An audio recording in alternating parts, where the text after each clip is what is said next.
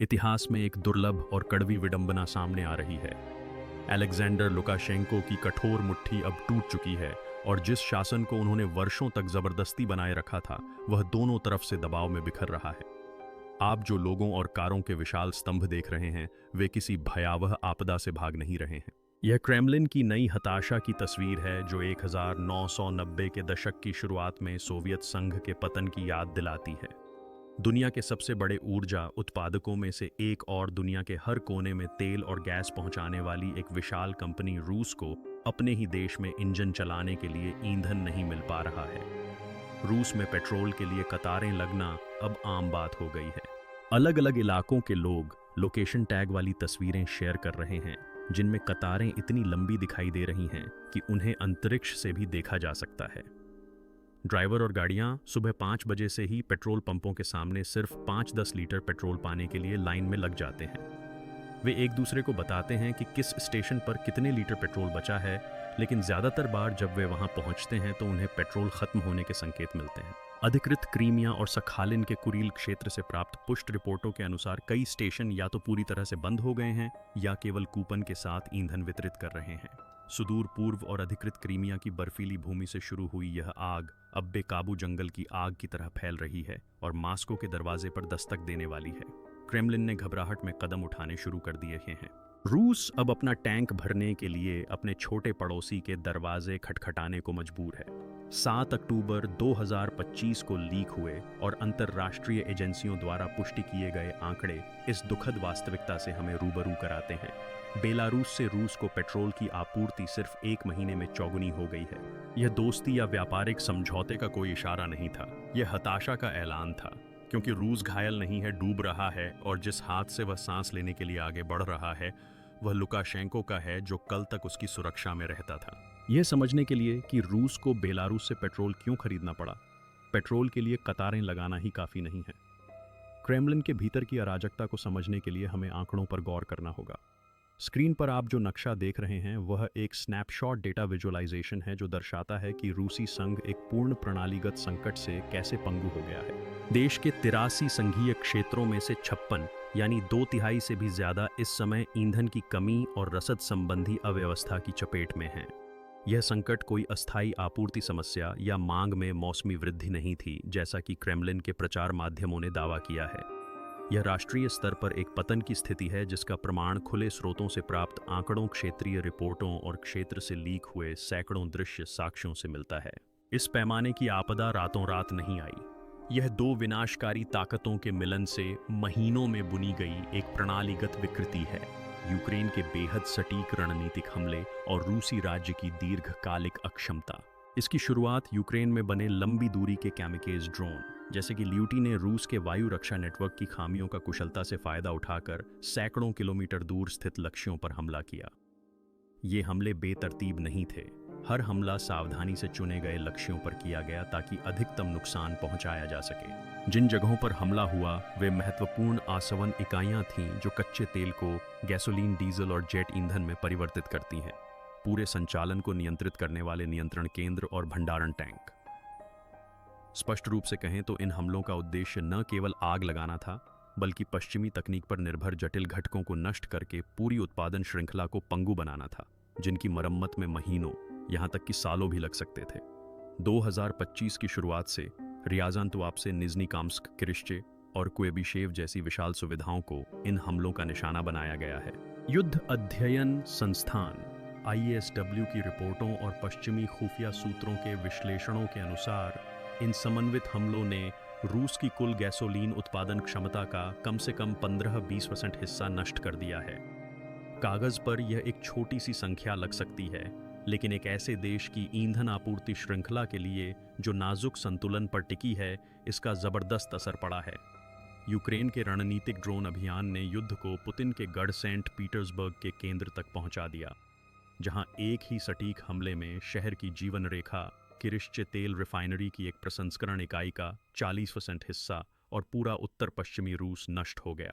यह केवल औद्योगिक क्षति नहीं थी, बल्कि बाल्टिक बेड़े के संचालन, कलिनिनग्राद तक आपूर्ति लाइनों और सेंट पीटर्सबर्ग महानगर को भोजन उपलब्ध कराने वाली रसद व्यवस्था के लिए एक विनाशकारी क्षण था। ईंधन संकट के बीच जिसने रूस के 83 क्षेत्रों में से 56 को प्रभावित किया और साम्राज्य को ठप कर दिया। इस आघात ने मौजूदा अराजकता को और गहरा कर दिया और उत्तर के सबसे बड़े शहर की सड़कों पर दहशत फैला दी। अंततः क्रिश्च में केवल एक रिफाइनरी इकाई ही नहीं जली, बल्कि यह पुतिन के मातृभूमि सुरक्षित है के कथन और रूस की अपनी आजीविका चलाने की क्षमता के पतन का अंतिम उदाहरण था। क्रेमलिन ने शुरुआत में इस समस्या को नजरअंदाज किया। स्थानीय अधिकारियों ने छोटी मोटी आग और तकनीकी खराबी की सूचना दी, जबकि सरकारी टेलीविजन ने दावा किया कि सब कुछ नियंत्रण में है। हालांकि ओपन सोर्स इंटेलिजेंस विश्लेषकों द्वारा वास्तविक समय में सत्यापित उपग्रह चित्रों, नासा की कंपनी के अग्नि संसूचन प्रणाली के आंकड़ों और स्थानीय निवासियों द्वारा लीक किए गए वीडियो ने क्रेमलिन के दुष्प्रचार को बेरहमी से खारिज कर दिया। इन चित्रों में हफ्तों तक जलती हुई सुविधाएं, ढहते ढांचे और आसमान में छाए जहरीले धुएं के बादल दिखाई दे रहे थे। इस अफरा तफरी के बीच बेलारूस भी इस समीकरण में शामिल हो गया। उद्योग सूत्रों द्वारा सत्यापित आंकड़ों के अनुसार बेलारूस ने सितंबर में अपने पड़ोसी देश को कुल 49,000 टन गैसोलीन और 33,000 टन डीजल ईंधन का निर्यात किया। ये आंकड़े पिछले महीनों की तुलना में एक बड़ा उछाल दर्शाते हैं। हालांकि इन आंकड़ों से पैदा हुई हलचल रूस के विशाल उपभोग के आंकड़ों के सामने नगण्य है। रूस एक सामान्य महीने में 30 लाख टन से ज्यादा गैसोलीन की खपत करता है। दूसरे शब्दों में बेलारूस से मिलने वाला 49,000 टन का बचाव पैकेज देश की मासिक जरूरतों का केवल 1.6% ही पूरा करता है। यह खून बह रहे मरीज पर पट्टी बांधने जैसा है। हालांकि मॉस्को और सेंट पीटर्सबर्ग जैसे बड़े शहरों में भंडार कुछ समय तक चल सकता है, लेकिन यूराल पर्वत के पूर्व से लेकर साइबेरिया तक और दक्षिणी कृषि क्षेत्रों से लेकर सुदूर पूर्व तक फैले विशाल भूगोल में यह संकट नियंत्रण से बाहर होता जा रहा है। क्रेमलिन ने शुरुआत में गैसोलीन निर्यात पर पूरी तरह से प्रतिबंध लगाने में इसका समाधान ढूंढा था। यह एक अभूतपूर्व घबराहट भरा कदम था, जिसका मतलब था युद्ध बजट के लिए जरूरी विदेशी मुद्रा राजस्व का त्याग। लेकिन आंतरिक रक्तस्राव को रोकने के लिए यह भी पर्याप्त नहीं था। कीमतें आसमान छूने लगीं, कालाबाजारी शुरू हो गईं और अंततः क्षेत्रीय प्रशासनों को सोवियत काल की याद दिलाने वाले हताशाजनक उपाय अपनाने पड़े, जैसे बिक्री प्रतिबंध और कीमतों में स्थिरता। बेलारूस से टैंकर रूसी क्षेत्र में प्रवेश कर रहे थे, जो इस बड़ी विफलता, इस व्यवस्थित पतन का सबसे ठोस प्रमाण था। लेकिन इससे भी रूस का तेल संकट हल नहीं हुआ। इस संपूर्ण प्रणालीगत पतन का एक और अध्याय 25 सितंबर 2025 को देश के पश्चिमी प्रवेश द्वार स्मोलेंस्क के पास आग की लपटों और मुड़ी हुई धातु में लिखा गया। उस दिन मास्को में ईंधन की कमी को दूर करने के लिए लाखों लीटर पेट्रोल ले जा रही आखिरी उम्मीद की ट्रेन एक साधारण लेवल क्रॉसिंग पर एक ट्रक से टकराकर एक विशाल आग के गोले में बदल गई।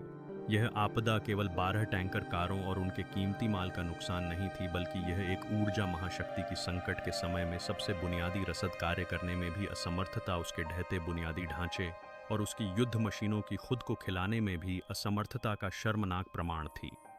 रूसी सरकारी मीडिया द्वारा इस घटना को एक साधारण दुर्घटना के रूप में प्रस्तुत करने का प्रयास सच्चाई को नहीं छिपा सकता। युद्धकाल में इतने सामरिक महत्व वाली Minsk Smolensk Moscow railway line पर बुनियादी सुरक्षा उपायों का भी अभाव एक गंभीर विफलता थी।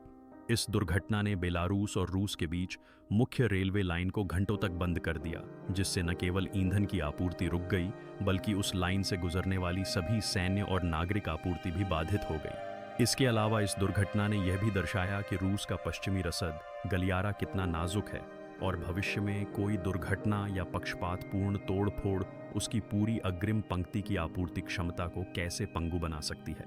पुतिन की आखिरी उम्मीद एक टूटी हुई लेवल क्रॉसिंग पर खत्म हो गई थी और उस रात स्मोलेंस्क में जो जल रहा था वह सिर्फ एक ट्रेन नहीं थी, बल्कि क्रेमलिन का यह प्रचार था कि सब कुछ नियंत्रण में है।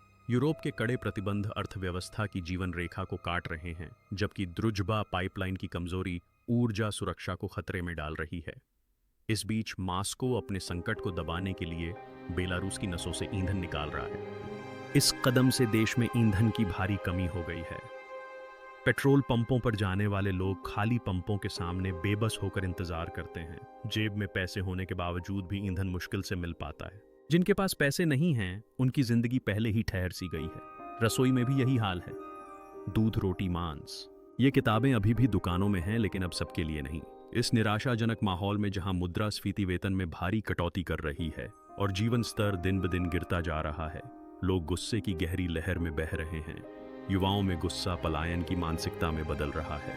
वे सीमा के रास्ते याद कर लेते हैं और पोलैंड में शरण लेने के मौके तलाशते रहते हैं। सड़क पर आम बेलारूसी अब पुतिन या लुकाशेंको को देखना नहीं चाहता। कुछ तो इससे भी आगे बढ़ जाते हैं। वे हथियार उठाते हैं और यूक्रेनी सेना में शामिल हो जाते हैं। व्लादिमीर पुतिन असहाय होकर इस घटनाक्रम को देखते हैं। दरअसल पुतिन के लिए ये लाचारी कोई नई बात नहीं है। यूक्रेन में युद्ध शुरू होने के बाद से बेलारूस पर रूसी नेता का नियंत्रण कमजोर हुआ है। हाल की घटनाओं ने इस कमजोरी को और गहरा कर दिया है। 13-19 अगस्त का सप्ताह बेलारूस की ऊर्जा निर्भरता में एक महत्वपूर्ण मोड़ साबित हुआ। यूक्रेनी ड्रोनों ने रूस से यूरोप तक तेल पहुंचाने वाली द्रुजबा पाइपलाइन को निशाना बनाया। लगातार हमलों, खासकर उत्तरी शाखा पर, ने ब्रांस्क क्षेत्र में पंपिंग स्टेशन को गंभीर नुकसान पहुंचाया। नासा के उपग्रहों द्वारा रिकॉर्ड की गई इंफ्रारेड आग की तस्वीरों से न केवल बुनियादी ढांचे को नुकसान पहुंचा, बल्कि बेलारूस की रिफाइनरियों के केंद्र तक जाने वाली मुख्य धमनी के कट जाने का भी पता चला। इस पाइपलाइन का महत्व निर्विवाद था। मौजिर और नाफ्तान रिफाइनरियां अपनी लगभग पूरी दैनिक कच्चे तेल की जरूरत इसी पाइपलाइन से पूरी करती थीं। पाइपलाइन में कुछ किलोमीटर की भी रुकावट से यूरोप की ओर जाने वाला तेल प्रवाह रुक जाता था। इसका पहला असर हंगरी और स्लोवाकिया में देखने को मिला। जैसे ही क्षेत्रीय मीडिया ने आपूर्ति में आई गिरावट को उजागर किया, ऊर्जा बाजारों में कीमतों में घबराहट फैलनी शुरू हो गई। हालांकि इसका सबसे बुरा असर सीधे बेलारूसी घरेलू बाजार में महसूस किया गया। आधिकारिक तौर पर पुष्टि की गई कि 18-19 अगस्त को प्रवाह पूरी तरह से रुक गया था। इस व्यवधान ने न केवल अंतर्राष्ट्रीय व्यापार बल्कि बेलारूसी अर्थव्यवस्था की रीढ़ भी हिला दी। अगस्त की शुरुआत में ही कीमतों में बढ़ोतरी का रुख था, लेकिन कुछ ही दिनों में कीमतों में औसतन 8% की अतिरिक्त वृद्धि दर्ज की गई। ईंधन की कीमतों में इस अचानक उछाल ने एक व्यापक श्रृंखला प्रतिक्रिया पैदा की, जो परिवहन और रसद क्षेत्र से शुरू होकर खाद्य कीमतों तक फैल गई। 2024 की गर्मियों में यूरोपीय संघ द्वारा कड़े प्रतिबंधों के कारण पहले से ही सीमित रसद चैनलों ने इस झटके को और बढ़ा दिया। बेलारूस की विदेशी व्यापार धमनियां एक साथ कई बिंदुओं पर बंद होने लगीं। राजनीतिक मोर्चे पर भी तस्वीर कुछ अलग नहीं थी। संकट के शुरुआती दिनों में अपने बयानों में लुकाशेंको ने हमेशा की तरह यह संदेश देने की कोशिश की कि स्थिति नियंत्रण में है। हालांकि जमीनी स्तर पर सामने आई तस्वीरों ने जल्द ही इस बयानबाजी को खोखला साबित कर दिया। पेट्रोल पंपों के सामने लगने वाली लंबी कतारों ने सोवियत काल के राशन कार्ड वाले जीवन की यादें ताज़ा कर दीं। लोग हर बूंद ईंधन इकट्ठा करने लगे जो उन्हें मिल सकता था। घरों के गैरेजों में डिब्बों, बोतलों और यहाँ तक कि प्लास्टिक की बोतलों में ईंधन का स्टॉक दिखाई देने लगा। ईंधन की कीमतों में वृद्धि के साथ साथ खाद्य परिवहन लागत भी बढ़ी, जिससे शहरों में मांस, दूध और अंडे जैसी बुनियादी वस्तुओं की कीमतें आसमान छूने लगीं। सरकारी वितरण प्रणालियां ध्वस्त होने के साथ ईंधन और बुनियादी खाद्य पदार्थों का काला बाजार तेजी से फैल गया। इस स्थिति का सामना करते हुए लुकाशेंको ने रूस से राहत उपायों की प्रतीक्षा की। सामान्य परिस्थितियों में मॉस्को का छोटा भाई मिन्स्क ऊर्जा के लिए रूस पर अपनी निर्भरता को एक गारंटी मानता था, लेकिन क्रेमलिन अब विदेश में ईंधन भेजने का जोखिम नहीं उठा सकता था, क्योंकि वह अपने लोगों के लिए पर्याप्त नहीं था। इस प्रकार बेलारूस एक अपरिचित स्थिति का सामना कर रहा था। यहाँ तक कि रूसी कंपनियों ने भी घरेलू बाजार में अपनी कमी को पूरा करने के लिए बेलारूसी रिफाइनरियों की ओर रुख किया। इसका मतलब ये हुआ कि दूसरों की मदद करने के बजाय मिन्स्क ने अपने पहले से ही सीमित संसाधनों का और भी ज्यादा दोहन करना शुरू कर दिया। नतीजा आर्थिक रूप से दोहरा झटका था। एक ओर रिफाइनरियां घरेलू मांग को पूरा करने के लिए संघर्ष कर रही थीं, वहीं दूसरी ओर रूस की भूख बेलारूस का दम घोंट रही थी। जनता ने इस स्थिति को न केवल आर्थिक कठिनाई के रूप में बल्कि राजनीतिक विघटन के रूप में भी देखा। बेलारूसियों के लिए इसका मतलब था कि क्रेमलिन ने सबसे कठिन समय में उनसे मुंह मोड़ लिया था। बेलारूस से आने वाले कुछ हजार टन गैसोलीन से उत्पन्न रणनीतिक झटका उसकी मात्रा से कहीं ज्यादा है। ये शिपमेंट न केवल एक सैन्य आपातकालीन प्रतिक्रिया है, बल्कि रूस के घरेलू मोर्चे पर गहरी होती दरारों का सबसे स्पष्ट संकेत भी हैं, जिन्हें अब और छिपाया नहीं जा सकता। इस संकट का व्यापक प्रभाव क्रेमलिन के सबसे खतरनाक लक्ष्य पर सीधा प्रहार कर रहा है: आम रूसी नागरिकों का दैनिक जीवन, धैर्य और मौन निष्ठा। रूसी जनता के साथ पुतिन का 20 साल का सामाजिक अनुबंध हमेशा एक साधारण समीकरण पर आधारित रहा है। राजनीति मुझे सौंप दो, मैं तुम्हें व्यवस्था, स्थिरता और एक निश्चित जीवन स्तर दूंगा। ईंधन संकट लाखों लोगों की आंखों के सामने इस अनुबंध को तोड़ रहा है। वह स्थिरता अब पेट्रोल पंपों पर मीलों लंबी कतारों में लुप्त होती जा रही है। यह व्यवस्था ईंधन पाने के लिए आपस में लड़ रहे ड्राइवरों के गुस्से प्रति गैलन, अत्यधिक कीमत वसूलने वाले कालाबाजारियों और खाली अलमारियों को घूरते किसानों के गुस्से से नष्ट हो रही है। इस लहर प्रभाव का पहला और सबसे विनाशकारी प्रभाव रूस के कृषि क्षेत्र पर पड़ा है। यह संकट फसल कटाई के मौसम के सबसे नाजुक समय में शुरू हुआ। क्रास्नोडार से लेकर रोस्तोव तक देश के अन्न भंडार कहे जाने वाले दक्षिणी इलाकों में किसानों को अपने ट्रैक्टर और हार्वेस्टर चलाने के लिए डीजल नहीं मिल रहा था। यह सिर्फ एक कृषि संकट नहीं है, बल्कि एक संभावित खाद्य सुरक्षा संकट की शुरुआत है। खेतों से न कटने वाले गेहूं का असर आने वाले महीनों में रोटी की कीमतों पर पड़ेगा, जबकि जिन सब्जियों और फलों का परिवहन नहीं हो पा रहा है, उनके कारण बड़े शहरों के बाजार खाली रहेंगे। यह इस बात का सबसे ठोस उदाहरण है कि कैसे रसद संबंधी गतिरोध घरेलू अभाव और अराजकता की लहर में बदल सकता है। दूसरा, इस संकट ने क्रेमलिन को एक असंभव दुविधा में फंसा दिया है। सैन्य विश्लेषकों ने मॉस्को स्थित जनरल स्टाफ मुख्यालय में इस समय चल रहे बहस के बीच एक सवाल पूछना शुरू कर दिया है। यह दुर्लभ ईंधन कहाँ जाएगा यूक्रेनी मोर्चे पर?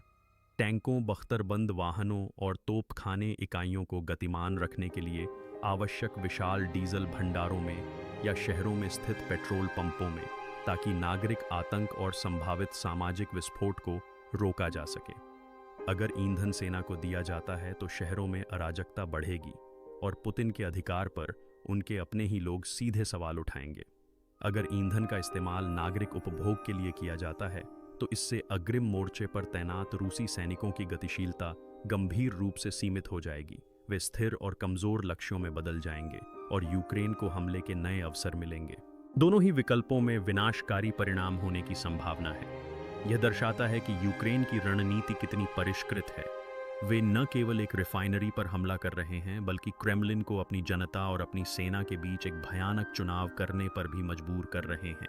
यह एक ज्वलंत सबक है कि कैसे एक आधुनिक युद्ध में जहां सैन्य और नागरिक रसद आपस में गूंथे हुए हैं, घरेलू मोर्चे का पतन अग्रिम पंक्ति के पतन का कारण बन सकता है। बेलारूस से आए टैंकर इस भीषण आग पर पानी की कुछ बूंदें मात्र हैं, जबकि लपटें खेतों और खाइयों दोनों को जला रही हैं। यह संकट अब केवल गैसोलीन का मामला नहीं रह गया है, बल्कि शासन के अस्तित्व का मामला बन गया है। यह ईंधन संकट सामरिक असफलताओं की एक श्रृंखला से कहीं अधिक है। यह उस व्यापक तस्वीर का सबसे स्पष्ट हिस्सा है जो रूस के मूल रणनीतिक सिद्धांतों और अंतर्राष्ट्रीय स्थिति को बुनियादी तौर पर हिला देता है। बेलारूस से आने वाले ईंधन टैंकरों द्वारा निर्मित यह शर्मनाक काफिला इस बात को उजागर करता है कि क्रेमलिन द्वारा गढ़े गए मिथक कैसे एक एक करके ध्वस्त हो रहे हैं। यह एक रणनीतिक गतिरोध है। क्रेमलिन का हर कदम एक जाल में बदल जाता है जो स्थिति को और बिगाड़ देता है। सबसे पहले इस संकट ने पुतिन के शासन का आधार रहे अभेद्य किले रूस सिद्धांत को पूरी तरह से खारिज कर दिया है। क्रेमलिन का दुष्प्रचार वर्षों से इस मिथक को बढ़ावा देता रहा है कि रूस का विशाल भूगोल और बहुस्तरीय वायु रक्षा प्रणालियां किसी भी बाहरी खतरे से मातृभूमि की रक्षा करेंगी। यह मान लिया गया था कि युद्ध केवल यूक्रेनी धरती पर लड़ा जाएगा, एक ऐसा दूरस्थ अभियान जिसे रूसी लोग टेलीविजन पर देखेंगे। फिर भी अब यूक्रेनी ड्रोन इस किले के सबसे अंदरूनी हिस्सों में घुसकर देश की आर्थिक जीवन रेखाओं को तोड़ रहे हैं। एक रिफाइनरी के जलने से डोमिनोज प्रभाव शुरू हो जाता है, उत्पादन रुक जाता है, गैसोलीन की कमी शुरू हो जाती है, कृषि गतिविधियां ठप हो जाती हैं, नागरिक अशांति बढ़ जाती है और अंततः राज्य अपने सबसे बुनियादी कार्यों में से एक को करने में असमर्थ हो जाता है। यह इस बात की घोषणा है कि युद्ध अब कोई विशेष सैन्य अभियान नहीं रहा, बल्कि एक राष्ट्रीय अस्तित्व का मुद्दा बन गया है जो सीधे तौर पर प्रत्येक रूसी नागरिक के जीवन को प्रभावित करता है, उनकी सुरक्षा और कल्याण के लिए खतरा बन गया है। जलती हुई रिफाइनरियों की राख के बीच पुतिन का अपने लोगों से किया गया सुरक्षा और स्थिरता का वादा खो गया है। दूसरी बात, और शायद उससे भी ज्यादा महत्वपूर्ण बात यह है कि इस संकट ने रूस बेलारूस संबंधों में शक्ति गतिशीलता को पूरी तरह उलट दिया है।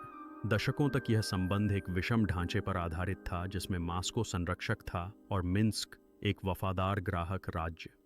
पुतिन ने लुकाशेंको शासन को सस्ती ऊर्जा ऋण और राजनीतिक समर्थन के साथ बचाए रखा, बदले में पूर्ण वफादारी की उम्मीद करते हुए। लुकाशेंको का राजनीतिक भविष्य पूरी तरह क्रेमलिन की सद्भावना पर निर्भर था। आज भूमिकाएं उलट गई हैं।